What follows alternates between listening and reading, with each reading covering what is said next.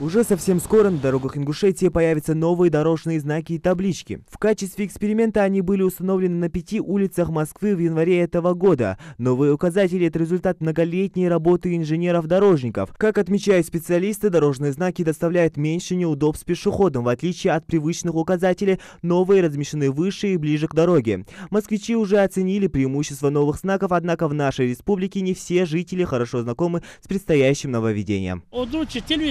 Dat ga je aan de eerste wacht daalt.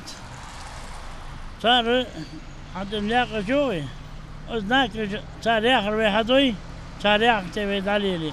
Han we babes banach babes bache. Beiden خوگی znaki kegna hans ami bu bom znaki ke hay boş gets halga yatsır znaki barbuş khoz normal aznak da yoş khoz li qet banach boqolor li pристёгиваются di первую pристёгиваются di. Знаки, шелоб, машин, арматус, да, муч, амалур, долчо. Да, я слышал. Я думаю,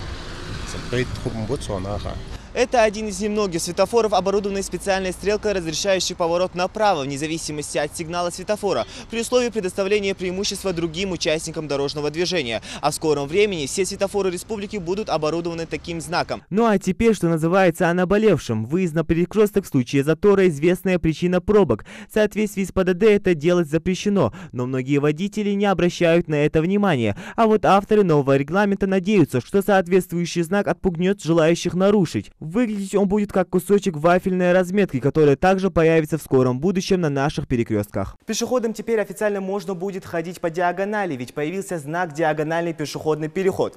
Также появился отдельный знак «Парковка со способом постановки транспортного средства», «Внеуличная парковка». Платную парковку теперь обозначают биржевой эмблемой рубля, а парковку для инвалидов объединили в один знак. Всего Росстандарт ввел в действие более 70 новых знаков. Символично, 100 из них, порядка 30, посвящены разным аспектам парковки, а еще около 30 всевозможным вариантам указаний для движения по полосам и направлениям. Предварительный национальный стандарт будет действовать в тестовом режиме до 1 ноября 2020 года. Это даст возможность на практике оценить действие новых знаков и внести поправки в случае необходимости. На основе анализа будет проведена последующая разработка национального стандарта России. Кроме того, изменение количества и размеров дорожных знаков позволит сократить расходы на их приобретение и установку. Зелимхан Калоев, Тимур Карахоев.